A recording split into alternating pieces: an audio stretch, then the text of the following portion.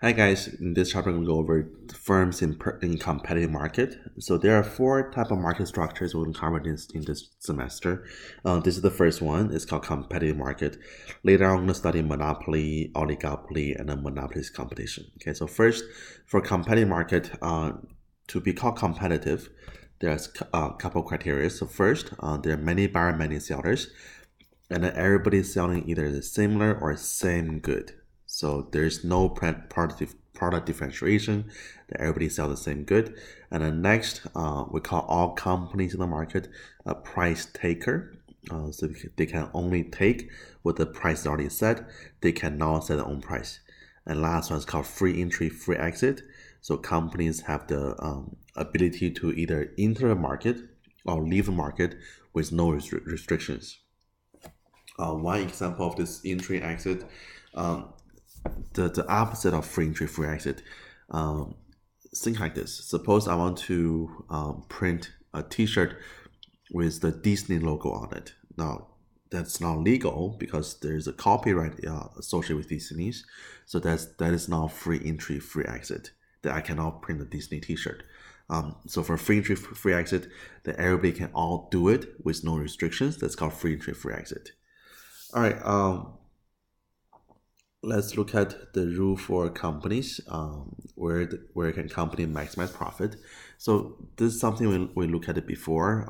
You know how to find the total revenue, total cost.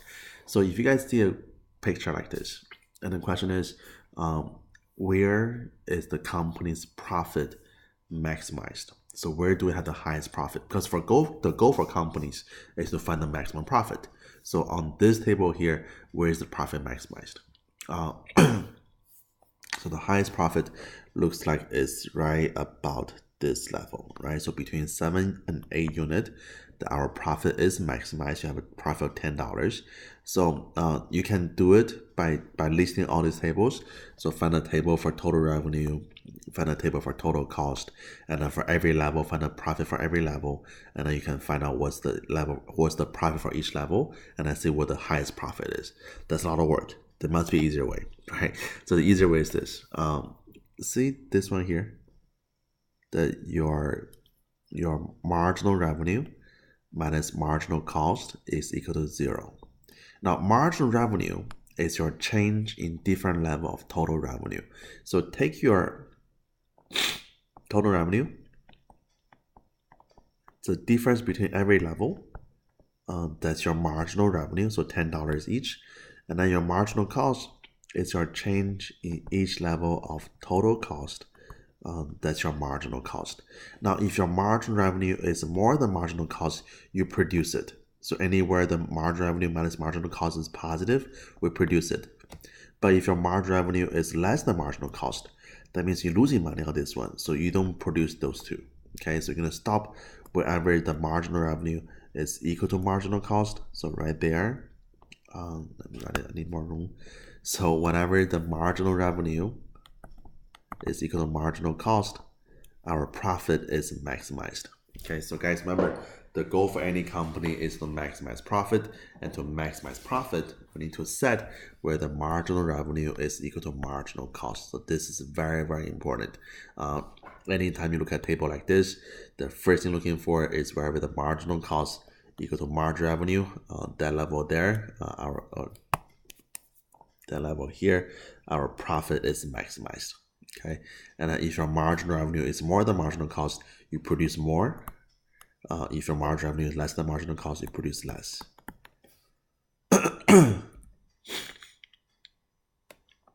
And I also know that for this table here,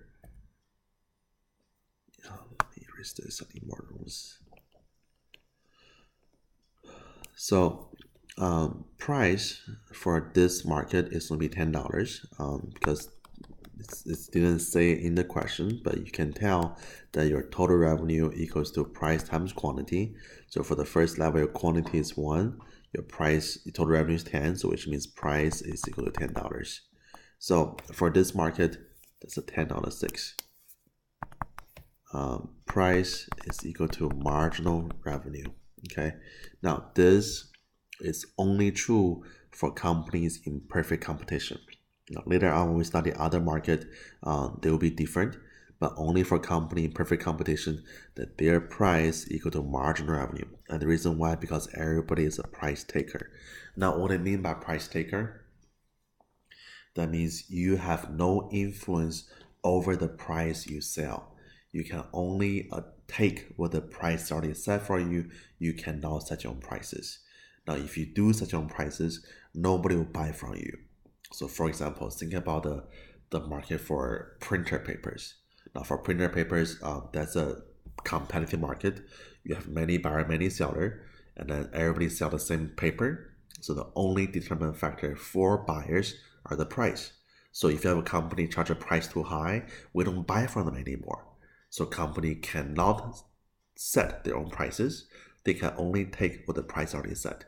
So therefore, they're called price taker. So in those cases, your price is equal to the marginal revenue is equal to the average revenue, and they're all the same. And they all coming from the demand curve. All right, so no, you're gonna see this very strange looking demand curve where it's perfectly flat. Now remember this from elasticity chapter, this is called a perfectly elastic demand curve. So consumers, the demand, are very flexible. You increase price just a little bit, we don't buy from them anymore, right? So the demand curve is flat. So on this flat demand curve, you have your price equal to marginal revenue equal to average revenue, and they're all on the same demand curve. All right, so when you see a question like this, when you see a graph like this, the first thing you're looking for is where the marginal cost equal to marginal revenue. Because remember, the goal for every company is to maximize profit. So marginal cost is over here is increasing. Marginal cost right here is flat. So marginal cost equal to marginal revenue is this point A. Now, second step, find your quantity. So from point A, go down. So 8 unit is our quantity. Third step, find out your price and then your average total cost.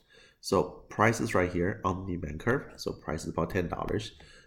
Average total cost is right here. That is your average total cost. So your profit equals to price minus average total cost times quantity. That's your profit. So this green area here, that's the profit for this competitive market. Okay, so to do it by numbers, just use your price $10, average total cost 8.75 times quantity 8, and that's your profit $10. Now, for companies in perfect competition, in the long run, companies don't make a profit. So in the long run, everybody's all breaking even. Because in the long run, companies have this free entry, free exit. So they have a choice to join the market whenever they see a profit by other companies that will lower the prices. So companies cannot make a profit in the long run, okay? But in the short run, anything is possible. So in the short run, company can make a profit, company can lose money, company can break even. So they don't always make a profit. So the different possibilities. So profit, break even, or losing money. So no shutting down. Shutting down, that means companies, their price is below average variable cost. Now that means company, the price is way too low. They are losing money if they produce more good. So let's use example. Suppose again for my chicken fried rice business.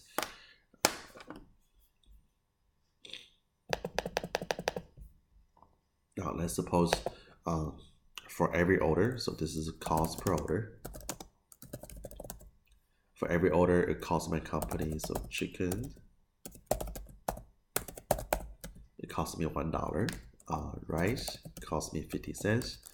Labor costs me 50 cents. Rent costs me, let's say $1, just suppose. Utility costs me $1. And then capital costs me $1. Now, so my total variable cost, you know what, let me take this away because rent is a fixed cost.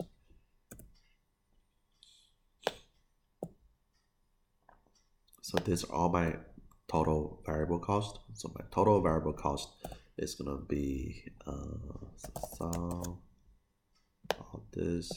So it costs my company total variable cost of $4 to produce a chicken fried rice. But imagine the price of chicken fried rice is only $3.50. Now I got a problem, because if I produce 1 unit, I lose 50 cents. I produce 2 units, so my profit, let me do one more, so quantity, let's just call this 10, suppose, okay, so we can change this. So my profit equals to my price minus my average total cost, or let's say average variable cost for now, times quantity. So right now I'm losing $5. But if I change this number to 20, I lose more money, right? So the more I produce, the more money I lose. So what's the best option? Produce nothing. If I produce nothing, I don't lose anything, right? So this is called shutting down. Then whenever your price is less than average variable cost, we shouldn't produce anything at all.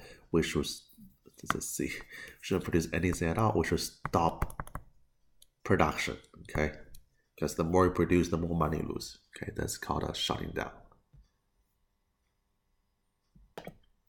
All right, so let's look at it on the graph. Now, whenever your price is more than your average variable cost, average total cost, so price more than average total cost, we are making a profit. So this green area here, that's a profit.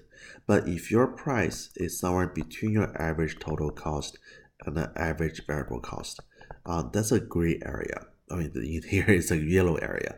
So what it means is that for this company, they're losing money, but they should stay open, at least in the short run. So they will open in the short run, but they will exit the market in long run. Now, the reason why that is because if you can stay open in the short run, you might still lose some money, but it's better than shutting down immediately. So go back to our example again. Let's suppose my rent. My rent is going to be $1,000. And then my price, let's call this one $5. Okay, so $5 price. And my quantity, let's call it 500 units.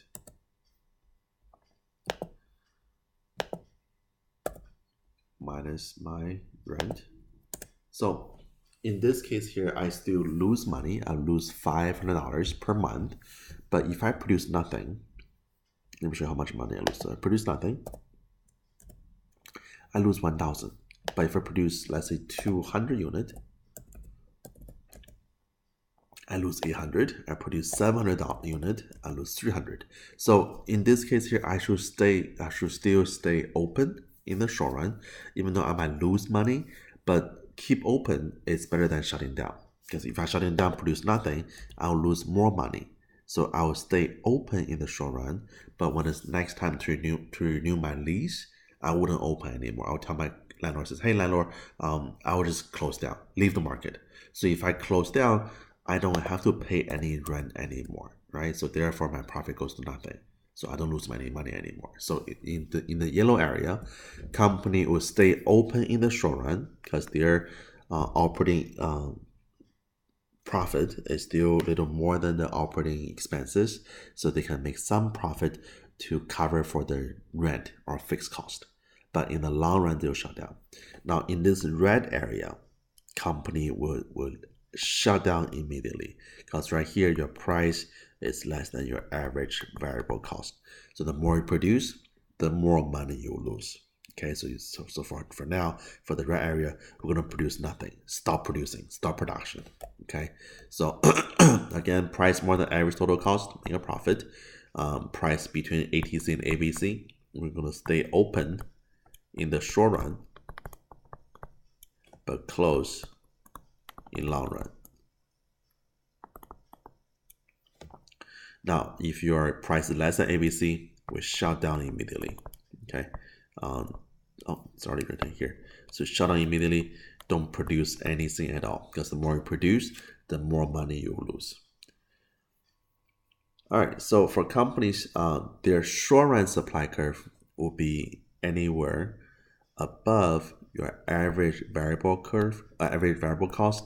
That is your short run supply curve, because as long as the price is more than average variable cost, we're gonna stay open. But for the long run, your long run supply curve need to be above your average total cost, because only above the average total cost, that's when we see a profit. So in the long run, company will stay open if they make a profit. They will close down if they don't make a profit or they're losing money.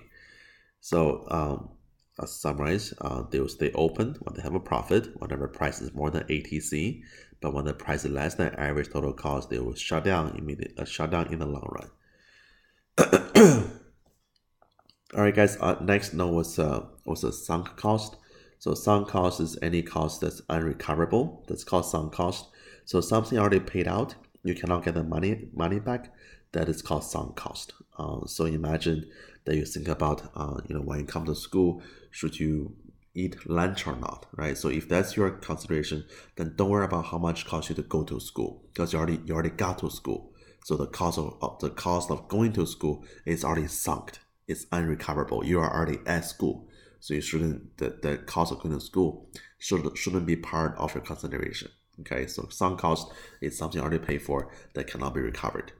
So the sunk cost fallacy is any time when people considering sunk cost as part of the decision making process when it already happened and cannot be recovered. Okay, another way to think about it, if you want to decide whether or not to go to the movie theater to watch a movie, and you have already bought the movie ticket. So if you already bought the movie ticket, that cost of movie ticket is already sunk cost. You cannot recover it. It's already gone. Okay, so do not think about sunk cost. It's already paid for. That's just lost forever. Now, let's skip this. Knows the signals.